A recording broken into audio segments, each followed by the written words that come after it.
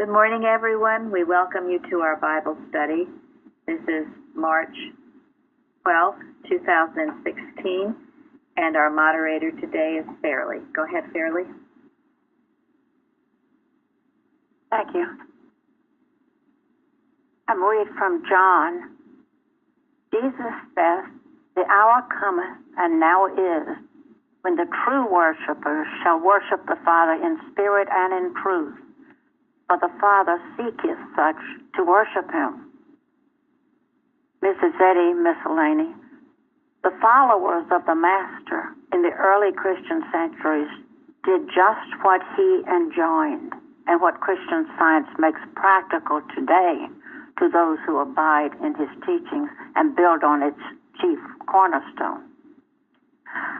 Our religious denominations interpret the scriptures to fit a doctrine, but the doctrines taught by divine science are founded squarely and only on the scriptures. And from We Knew Mary Baker Eddy, when Mrs. Eddy talked about the cause, which she invariably did, it was easy to realize that we were living in a time like that of the early Christians. The topic. Thank you. Thank you. Thank you. You're welcome. The topic is true worship. And the first question is, how old was Moses when he died? And where was he when Deuteronomy was given to the Israelites? So can we make a comment about Reading. the text you just read, yeah? Yes. Oh, Please. okay. Please do. Tom. Yeah. You know what I think is really interesting is how often it seems like, and I don't mean this church at all, but, Christian Scientists like to speak of Christian Science as some type of healing, alternative healing, and they look to what other people are doing who are not Christian Scientists and may not even be Christian are doing in terms of some type of spiritual healing, and they're looking in that direction. And I'm reading this, from Miscellaneous, and it says wonderful. I mean, instead of looking to, other philosophies that, expound on some sort of spiritual type healing, this says, it's founded squarely and only on the scriptures. And so we should be looking to the scriptures, not what some other group is doing to kind of validate Christian Science, So it's not these other groups that validate us. It's the scriptures that validate Christian Science. Exactly. That is a great point. Exactly. Thank you. And Tom knows because he's been in the lifelong scientist and went through Prin and all of that. So, yeah, no, that's a very good point. It's very easy to get distracted in looking elsewhere. And she, Mrs. Eddy has said, she did research a lot of different things before she came to the conclusion that what she really needed and only needed to do was to search the scriptures, which is what she did for a few years before writing Science and Health. And it was only the scriptures. So that's why we're here today. Good point, and very, very important point, that we know the scriptures, that we're rooted and grounded in the truth of the scriptures. Thank you, Tom.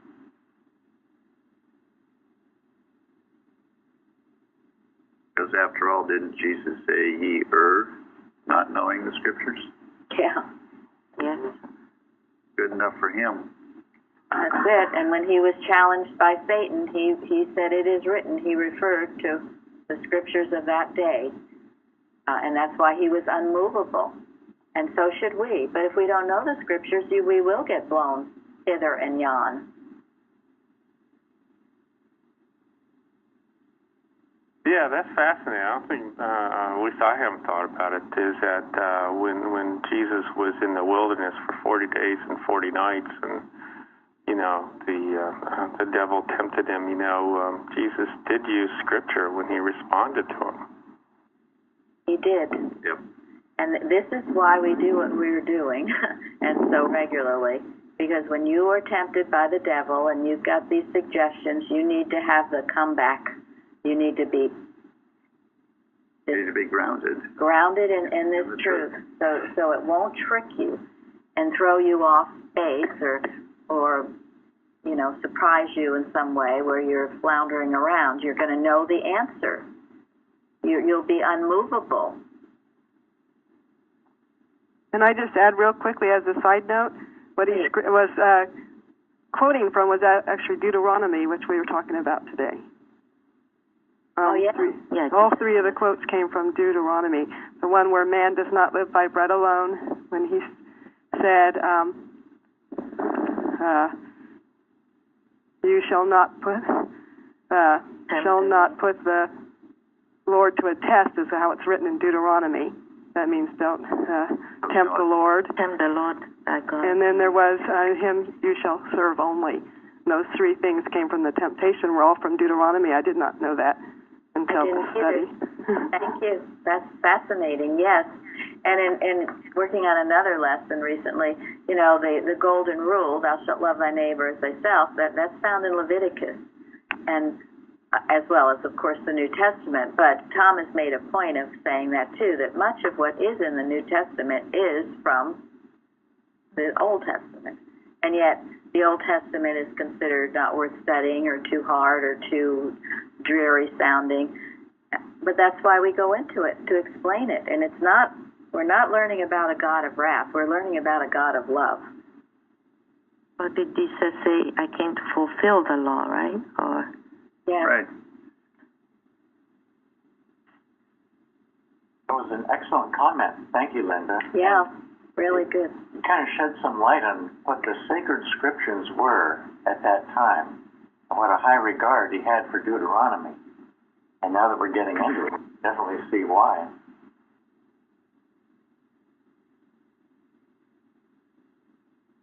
Okay, Fairly? Okay. Fairly's asked a question. Yeah, she's already asked the first question. She's waiting for us. Anybody want to answer? Jean.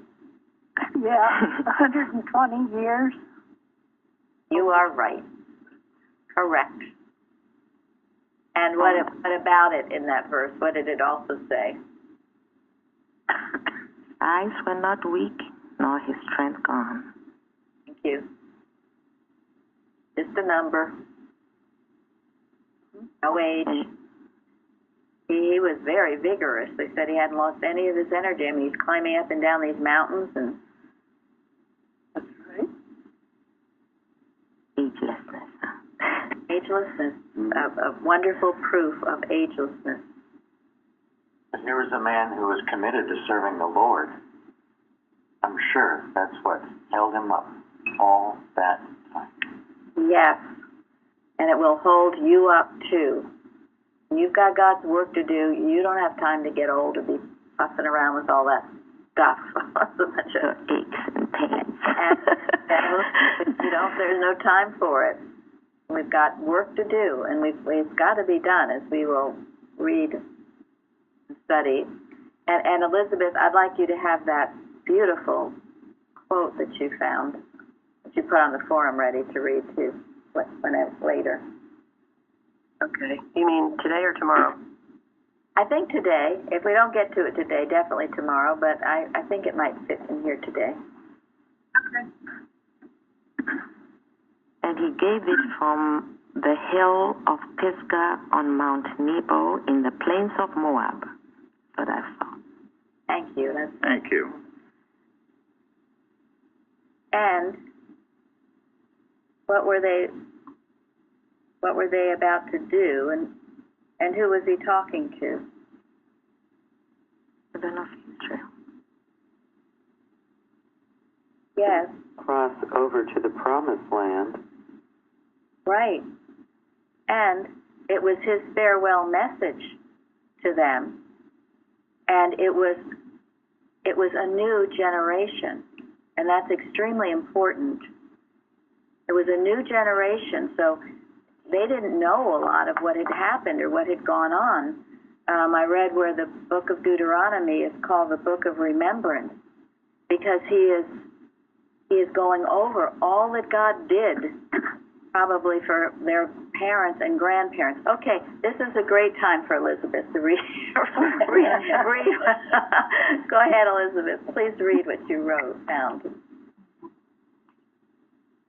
Well, from Psalms, we will not hide them.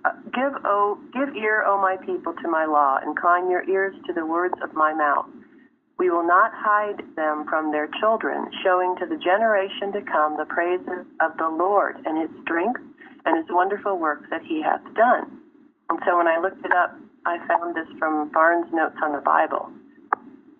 We of this generation will be faithful in handing down these truths to future time. We stand between past generations and the generations to come. We are entrusted by those who have gone before us with great and important truths to be preserved and transmitted in their purity to future ages. That trust committed to us, we will faithfully discharge. These truths shall not suffer in passing from us to them. They shall not be stayed in their progress. They shall not be corrupted or impaired. Why, is that ever excellent? Save that for a watch or for our magazine or something. That is really excellent.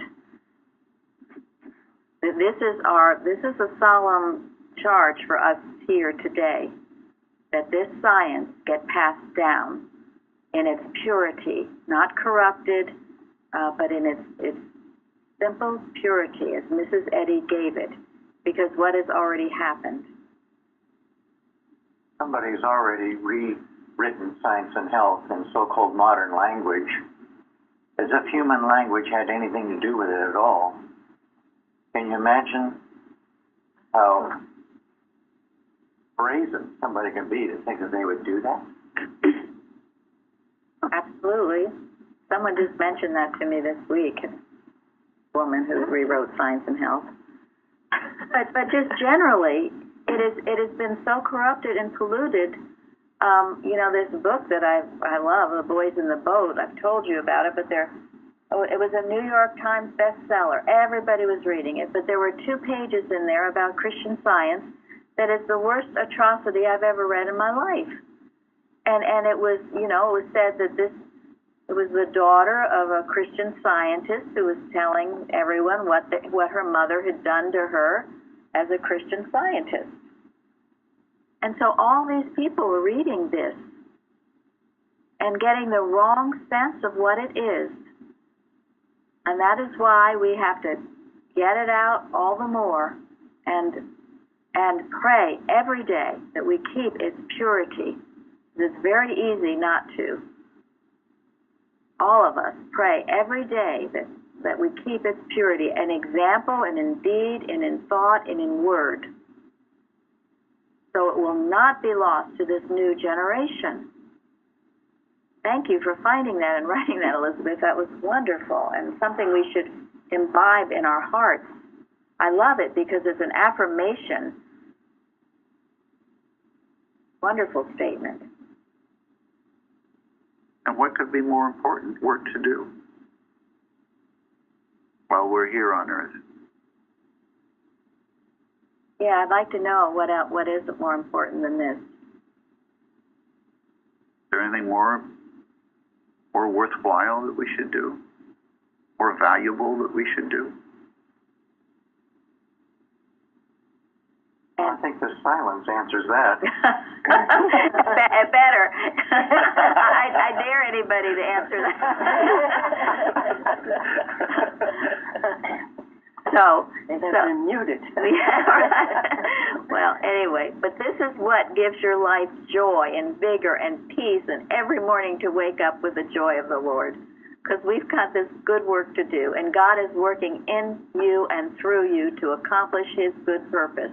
Don't ever forget it. And if feeling all blah or you don't care anymore, then shake yourself up and get going. And stop thinking about yourself and thinking about the future generations.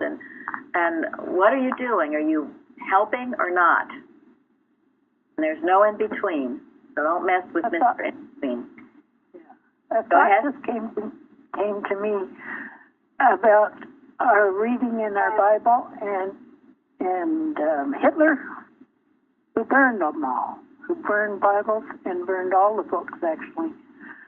And I read a story once of one girl who ran and saved a book, and from there on, she saved several people.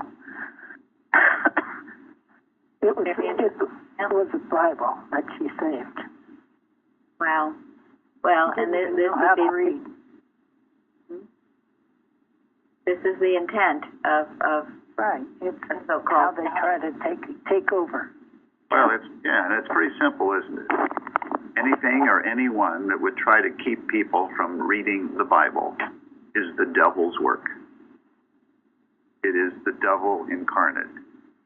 When our federal government tells us that we can't put Bibles in public schools, that is the devil's work. There is no other name for it.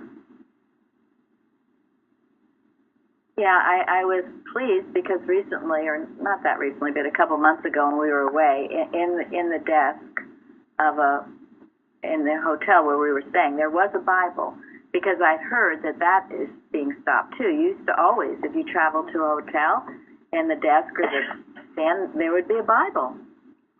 But I've understood that was being taken away, that they weren't allowed to do that. But I was very happy to see that they missed my room anyway. There was a Bible. I think quite a few hotels still have, anyone I've been to, they do have a Bible in the drawer, bedside drawer. Thank goodness for that. It's up to the hotel company, and some of them are inspired and some of them are not. The last hotel I stayed in had one too. Good. Well, I'm glad to. Supposedly, the Gideon's Bible. What is Gideon? Well, that's who was supposed to that's the Bible that's been put in hotels. Right. But I don't know Gideon. I don't know what it is. It's a religious group. I don't know anything about it, so I can't comment it. But I'm glad for that. Thank you very much, whoever you are, for doing that.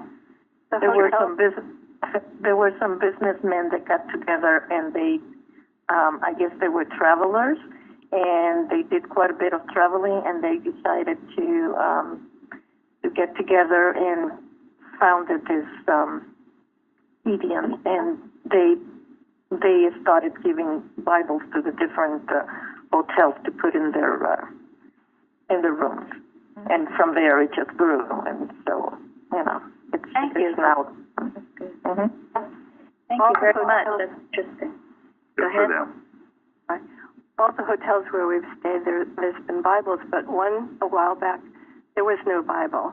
And so they sent, a comment on the internet, to give a review of their hotel and service and all. And I did very distinctly say how upset I was that there was no Bible in the room. Good for you, Dale. That's just wonderful. That's what you do. If enough people do it, it's going to make a big difference. Well, that's all very interesting, and I'm so glad to hear it because as Horace Greeley said, you cannot enslave a Bible-reading nation. It would be impossible. So we keep reading our Bible. We keep talking about the Bible, and no one's going to take it away from us. Okay, anything else about Deuteronomy? Sure. On that first question about where they were, they were in the country of Moab, and this, I think, is kind of significant, although I don't think I've ever really read this, but, they were a few passages through the country of Edom, and that's how they ended up in Moab. And the Edomites were actually closer to the Israelites because that was Jacob's twin brother Esau. And the Moabites, that was, descended from I think one of the sons of, I don't know, but anyway, from Lot. Okay, so a more distant relationship. Okay, and throughout the Bible, you see how the Edomites were always trying to seek revenge against the Israelites, and it was predicted that they would be destroyed and gone, and they just disappeared from history. Now the Moabites, what's really, really important about the country of Moab in terms of Jesus? Anybody know? Think about that. The country they're in before they cross over into Israel is Moab. And what's really important about Moab when it comes to Jesus? Or King David, if you like.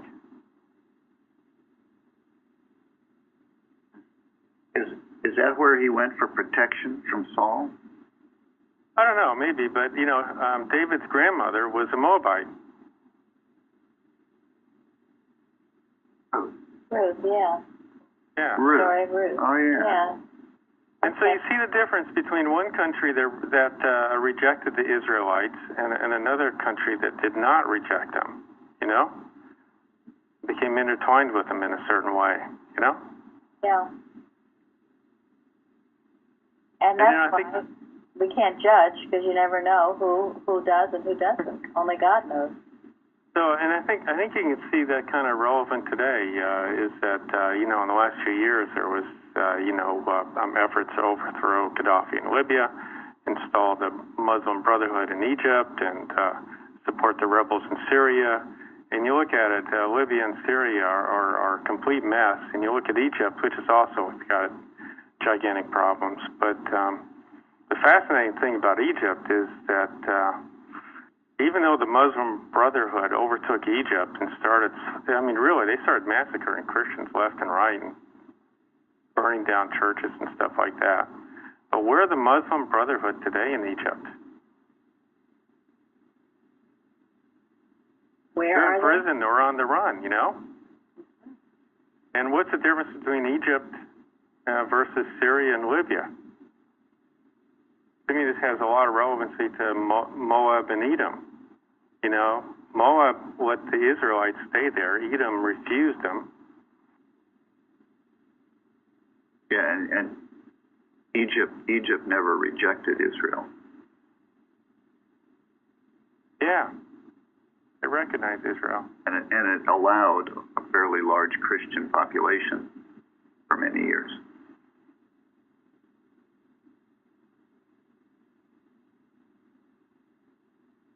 Well, that's interesting correlation there. And sometimes it's hard to make sense of any of it, except that it all seems to be warring nations. But there is the strains of truth operating still. Good, and we pray for those in those countries. So I think, to me, in a way, that says that even if you're not really Christian, or maybe you're just a partial Christian, but if you just have a glimmer of light, even that will benefit you.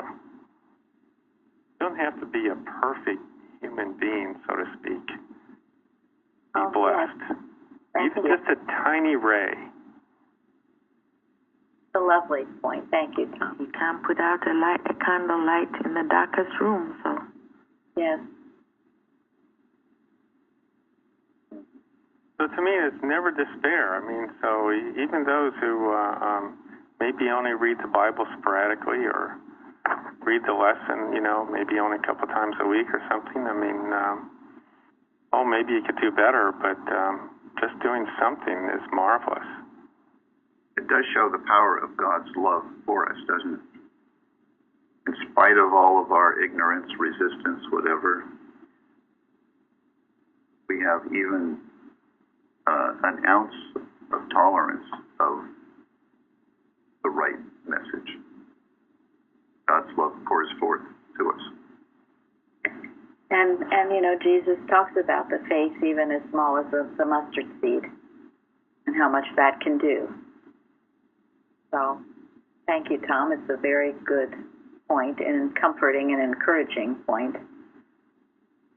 Yeah, it is how prevalent the truth is. Because it's the truth. And in science, we know there is nothing else. There is nothing else. It's all there is. Our false concepts and beliefs that would make us think otherwise. So, in Deuteronomy These were a collection of sermons to Israel that Moses wrote just before they crossed the Jordan during a 40-day period. And it was to this new generation who needed to be fortified with the truth. And he was extremely exact on it all, wasn't he? It was called the Upper Desert Discourse. And also the second law I read. Second law, yes. It was a series of laws. Laws were extremely important, as we know in science as well. Okay, thank you, everyone. And anyone else? Hey, Fairly, how are we doing? Well, shall we go to number 2? Sure. What blessings are promised for those that hearken diligently unto the voice of the Lord thy God to observe and do all his commandments?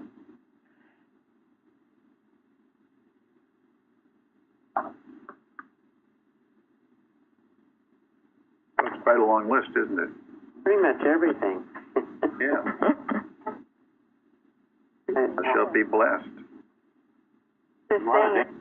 Beautiful poem. Thou blessed in the city, and the field, and the fruit of thy body, the ground, and thy cattle, thy basket, and thy store. But my favorite is when thou comest in, and blessed shalt thou be when thou goest out. Yeah. So how do you apply these blessings to yourself? Well, how would you apply that one? That God is with you everywhere you are and where you go. Yes. Very similar to the 91st Psalm about, and he shall give his angels charge over thee. That's it. You know, just a simple thought like that as you're leaving your home in the morning. You will be blessed going and coming. If you're making a change in your life, you don't have to fear change. But change my heart shall fear. Blessings for obedience to God's laws. Yeah, that's the one major point. These blessings come in obedience. They don't just come. I was just going to say Deuteronomy, it's the law.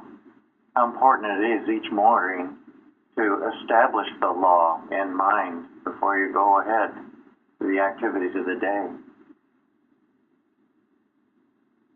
Saying these things in the morning to yourself is a blessing on the day. Stay with it. Very good. It's really good to think about all of these blessings and know that they apply to you. You know, why not think about these blessings instead of thinking about all the negative stuff? If you spend your time thinking about these blessings, you're going to feel a lot happier. They're wonderful blessings. And it goes on to say, you'll be an example for others. You will be able to lend to other nations and not have to borrow. Yeah, take note of that.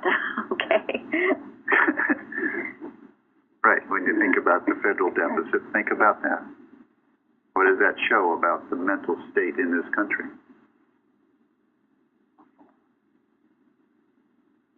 There was one. I'm sorry. Go ahead, Charlie. Go ahead. Well, there's something I wanted to share I found in one of my Bibles about Deuteronomy. It's in the introduction. The love relationship of the Lord to his people and that of the people to the Lord as their sovereign God pervade the whole book. Deuteronomy's spiritual emphasis and its call to total commitment to the Lord in worship and obedience inspired references to its message throughout the rest of the scripture. Oh, very good. Yep. Yeah. Well, and why not? Because how universal is God's truth? It's totally universal. Isn't that why the Bible is the charged one? I mean, doesn't it contain the answer to every question that anybody could ever have? Whether we like it or not, It is the chart of life. I like that about looking at the blessings and the positive side of it, because I know one of the first things I learned driving was that if I looked at a pothole, I was going to hit it. Yeah, that's right. That's instant replay. So, yeah, you hold thoughts steadfastly to what? Learn the good and the true. Yes, and these blessings are that. It says that the Lord shall open unto thee his good treasure, the heaven, to give the rain unto thy land in season, and to bless all the work of thine hand. So it's handling the weather, too, that we won't have bad weather or drought. We'll have just what's needed, not too much, not too little. And that all the crops and everything will be blessed, too. We'll have an abundance of food for all of God's people. But, as we think about this, as Jeremy says, you'll bring it to pass, because what's in thought, that's what that quote from Mrs. Eddy is about. You hold thought steadfastly to the enduring, the good, and the true, and then what happens? We'll bring these into You bring these portions into the opposite Savior's thought. Yep, yepperdy. So if it's not happening, guess what, folks? Check your thought. Your thought. And what is the enduring, the good, and the true that we have to hold our thoughts steadfastly to? And only God is in control at every moment. Yeah, that is God. Yeah, the enduring, the good, and the true. That is God. That is God. That's what you hold your thoughts steadfastly to.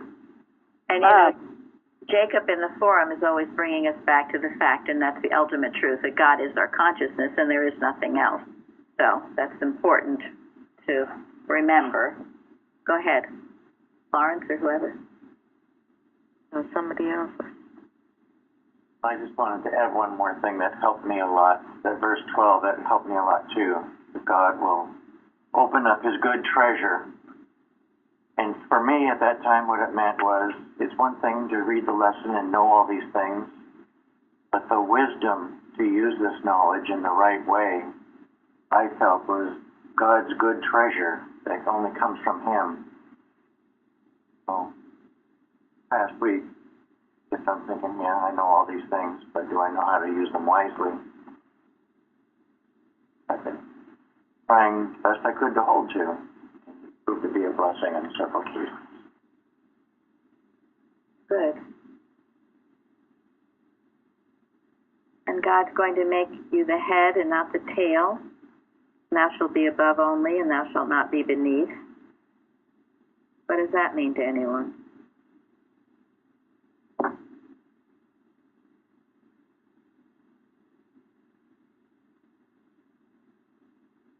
Does that mean you're going to be greater than anybody else? That means your thought will be above all this mortal nonsense, all this fighting and bickering and stuff. Thank you. Which will put you in Push you into it. Exactly. Right. Mrs. Eddy says, don't beat out against the mist, but gently rise above it.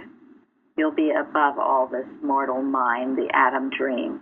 You won't be beneath in the middle of it, but above it. As Lawrence just said, it gives you a great sense of peace.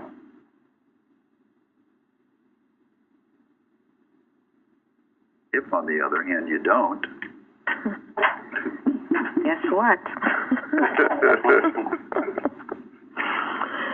Up in that pothole, huh? Right, right.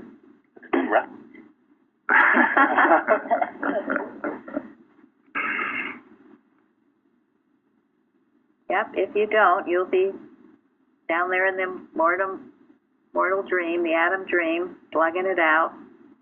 Just about anything that can go wrong will go wrong. Yep, Murphy's Law. Murphy's Law will be in operation for you. And we all know because we've all been there.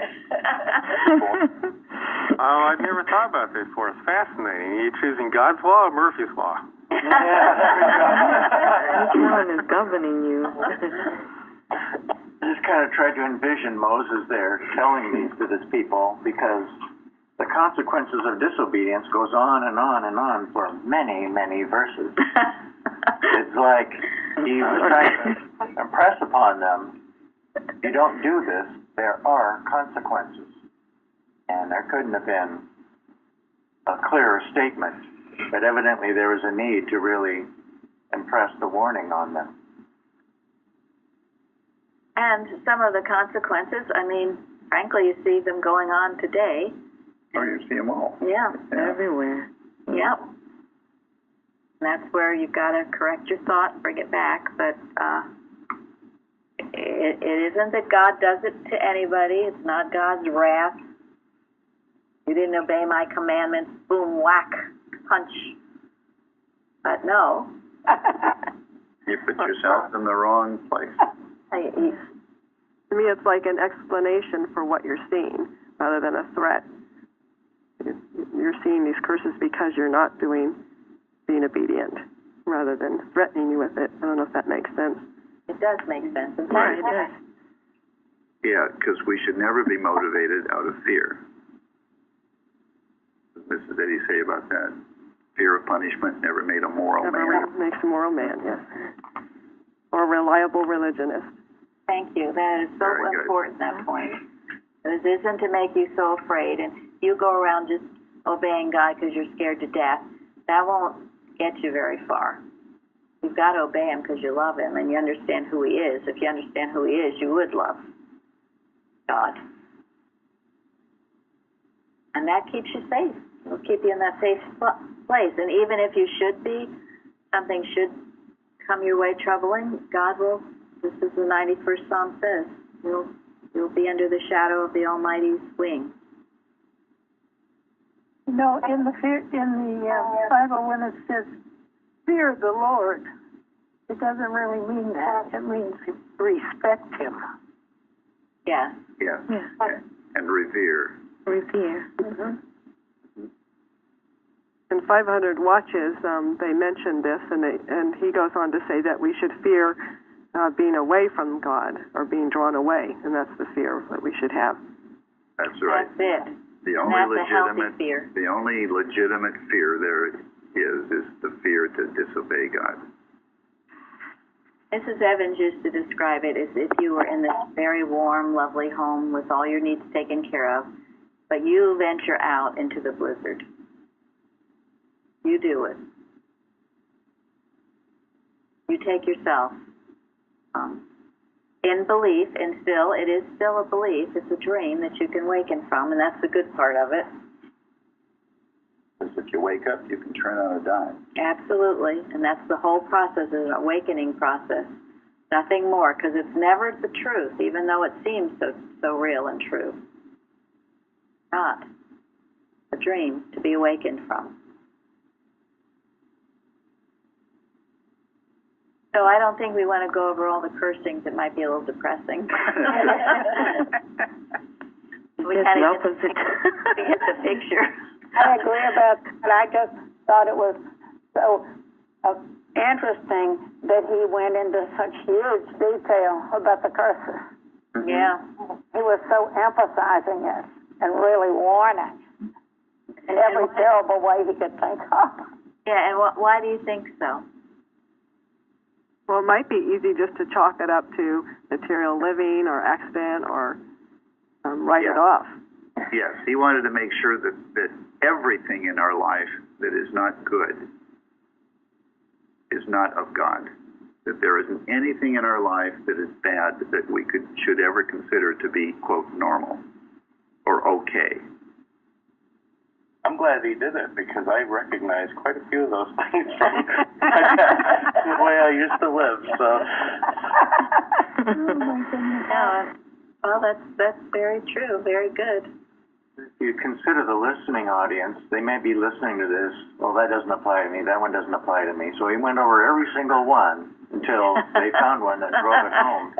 Exactly. Yeah, good point. I couldn't get over the latter part, where he even gets into cannibalism. I mean, where they are you know, where the cat and family members were eating each other. I mean, that was the worst curse I've ever heard of them. But, you know, when things get that bad, and where did I read about that recently? That's what happens. When things get so terrible, I mean, it does sound absolutely atrocious, but and all of this is, again, a wake-up call. Don't go there. So he really took it to the absolute extreme. Yeah. An emphasis beyond an emphasis. Right. Because that was it. I mean, he was leaving them. Yeah, and he did want to shake them up and wake them out of their complacency. And stubbornness. And human harmony. Yes. They hadn't been through all the trials and tribulations that their parents had been through. They were living probably a good life, relatively speaking. Right? Does that sound familiar? Mm-hmm. Yeah, that's why they make such a big deal, and it's you know, about World War II, and how, you know, those still, and there are not that many that fought that are still alive, and what that meant, because it was quite an awakening, wasn't it? For not just our nation, but all nations, about evil and disobedience to God. So the next generation comes along and they don't remember any of it, and everything's fine and everything's good, and and if they're not properly taught, yeah, they make the same mistake all over again. That's why our education of our children and what's given to them is so important. And if they're not getting it at school, then you give it at home. And you can, little ways here and there, or big ways here and there. Because it goes back to what Elizabeth read at the beginning. There's got to be a huge appreciation for what happens when you slip away and disobey God. Not a pretty picture. And Moses describes it in great detail, yes. Pretty darn awful. That's a good segue into question number 3. Unless we've got something more on question.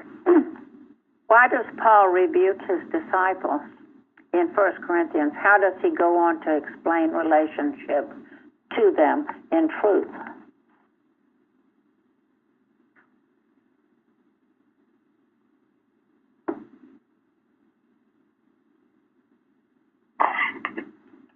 Who has an answer?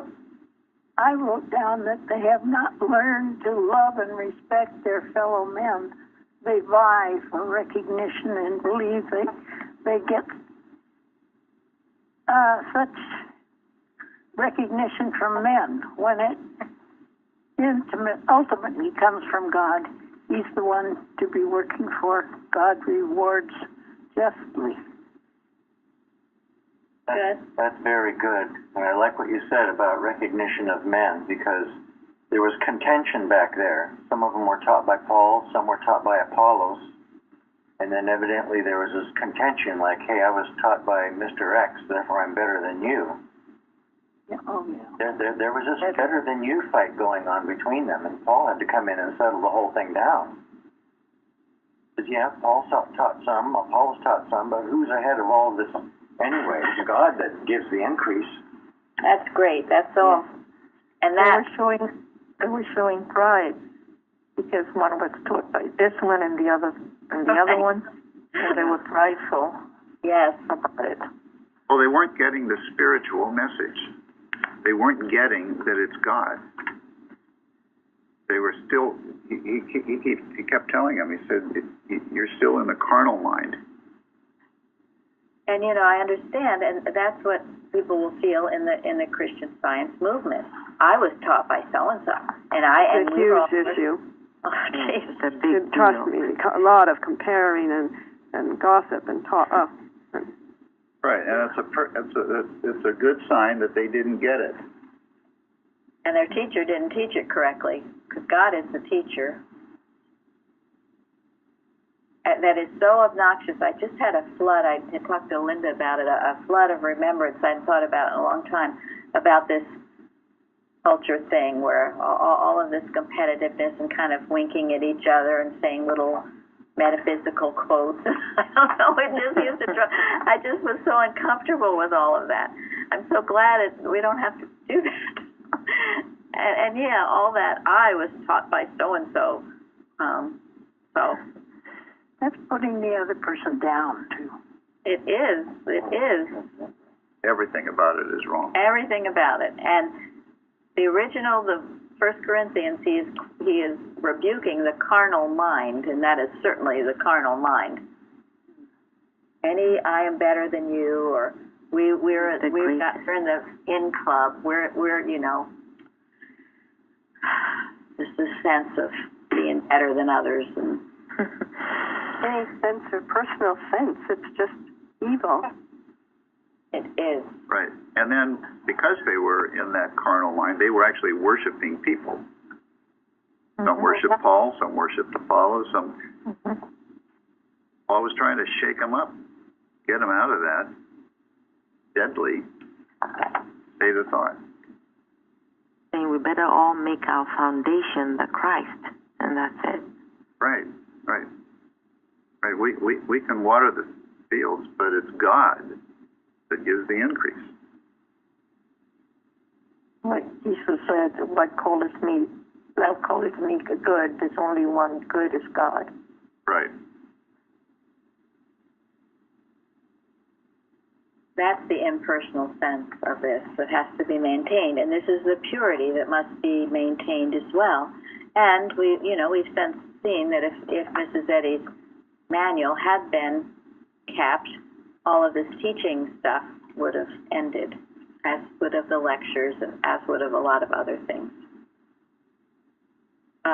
I'd read in Corinth was a Greek principal city in Greek, and it was a place of great trade and of great wealth. And so these people were into carnal activities of all kinds. The Greek worship, were most interested in wisdom, quote unquote. Yeah. They had missed the whole point of being, if someone's teacher is better than somebody else's teacher. They were missing, and Paul was telling them that they didn't have the understanding. Yeah, wisdom of God is wonderful, but the human knowledge makes you stupid, because it is the carnal mind, and the carnal mind is at enmity with God. But the wisdom from God should be sought, but not this human knowledge. And also that brings the competitiveness that I'm better than you are because I've studied more, or I've gone to certain schools, or I was taught by a certain teacher. All wrong. How much Christ do you represent? How much? That's all that matters. And if that's true, you don't have to talk about it.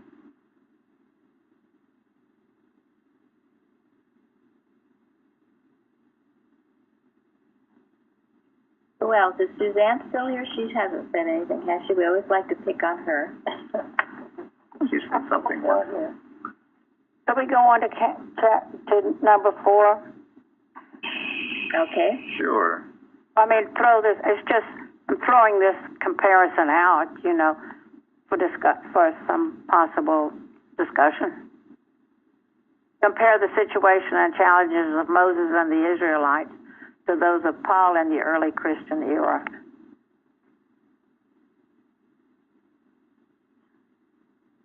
Well, what I read was a lot of it is comparable to some degree, because Moses dealt with immaturity and spiritual things, and he also wanted to correct the immorality, which was in both places, and the lawsuits and the marital strife that went on among the people, and the erroneous practices and the false teaching. So there are some correlations that Moses had to deal with as did Paul.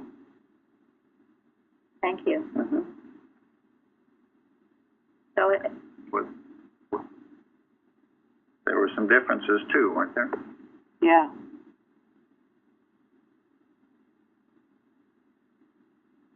And Moses came up with a very detailed human law that mirrored divine law, but it was all a matter of obedience to God's commandments and God's law, or else. Right. And then with Paul, he came to the part where you just talked about that, you may think you've planted something, but it's God who plants and waters.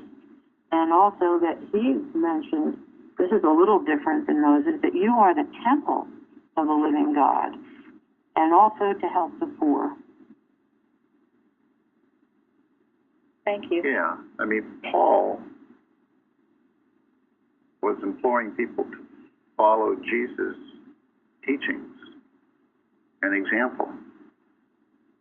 Paul was taught the spiritual understanding of the law. Remember, Paul was he was a Pharisee. He thought he knew Moses' law. He followed Moses' law to the letter. But he came to help show the world that it requires a spiritual understanding of the law, which is what Jesus came to give us. In other words, the law was given by Moses, but grace and truth came by Christ Jesus. He had the Sermon on the Mount, and as I wrote on the forum, Mrs. Eddy said that could be read every Sunday at church forever. It would be enough if people were living it and practicing it. So if you don't know the Sermon on the Mount, you all should. And as I've said before, Lincoln was taught that as a child with his first mother. She would read him the Bible and the Sermon on the Mount, and that was instilled in him. And that's how it came out in his presidency, where he was so kind and, he had it in him. So it has to be read, but then lived. But know it. Know that law. It is laws in a way, including the Beatitudes, but all of those things. So this is what Paul was. He had the same carnal mind as Moses did, people disobeying and misbehaving and turning to other gods. Same old mortal mind to deal with, but he had Christ Jesus' example. And not too long ago was the wonderful resurrection, which had given them such inspiration to go forward to do this work. Part of the references. Oh, I'm sorry. I was just going to add that part of the references I was reading for today referred to a statement Paul made in Galatians, where he said, I marvel that ye are so sin removed from him that called you unto the grace of Christ, unto another gospel. And the phrase grace of Christ is what stood out to me in what you were speaking of earlier, of the distinctions between his teachings and Moses, and what he understood and interpreted from Jesus' teachings. And the fact that these statements were made not so long after Jesus' passing, but how quickly things had reverted back, so to speak. And less than a generation. That's very encouraging to me.